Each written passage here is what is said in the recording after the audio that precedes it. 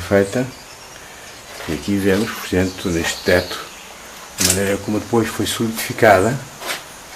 E aqui, neste exemplo, pode-se ver as junções que são feitas da parte superior.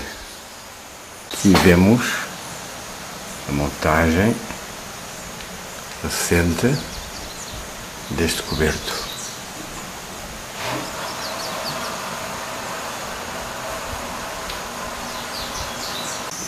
O bambu é aqui um material por excelência. Estas são telhas de bambu que garantem ao teto uma total impermeabilização graças à forma como, digamos, o bambu cortado ao meio fornece essa especificidade.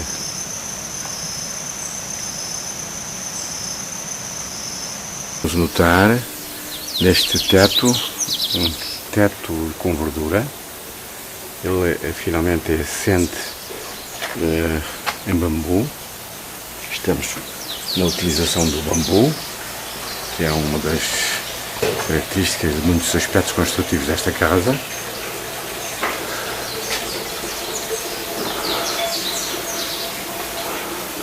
Portanto, depois do bambu há uma impermeabilização e em seguida vai-se ver, como aqui se pode ver, outra vez relva. Este pequeno teto é suportado também, como aqui podem ver, numa coluna de bambu.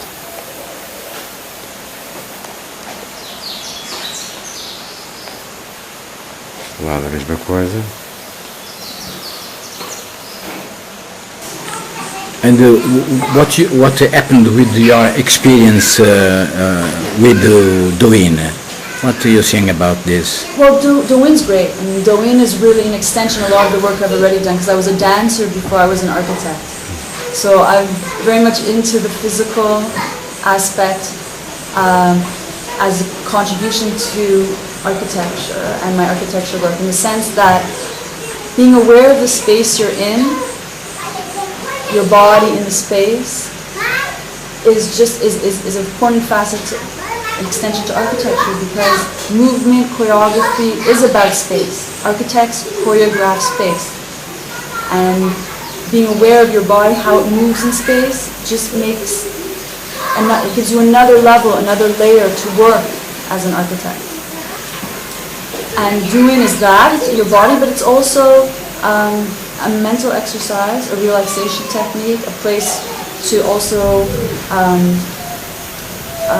find places within yourself where you are more open to the creative aspects. So once you relax certain parts of your mind, you can open up to being creative in other ways. So it has two, it has the mental aspect and the physical, and I think it contributes equally to whatever work you're going to do creatively, and to your awareness of space and bodies in space.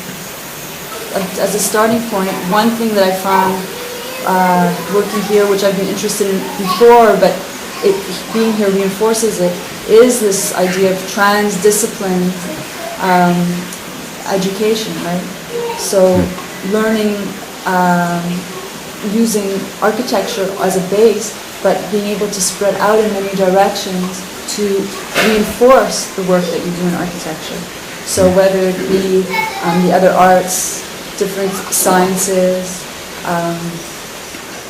psychiatry, other types of creative work. So that's really important, and it's something that we don't often do at school in the formal program. So in Johan's work is very much about do-it-yourself, self-housing. So that is really important when you know what you can contribute, helping others find out what they can for themselves as well. So that whole cycle is really important. And what ties that all together somehow is awareness. Awareness of oneself, of what one creates and what the impact is going to be, and when you share it with others, what their impact, their work that they're going to do, what impact it's going to have. So there's that ecological aspect throughout the whole thing, if you can call it that. And what do you think about this methodology alpha and beta, the system from Johanna? Well, I haven't worked that much with Johan on it, but I have been initiated.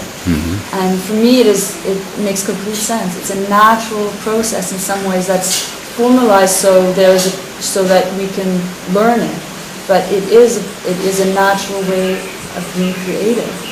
But we have to be reminded of what that means and how we can do it. Since we do not have the tools, our school system, how we usually learn, we're not given the tools to be able to tap in to those creative potentials and forces. So, so this kind of method is really interesting that way.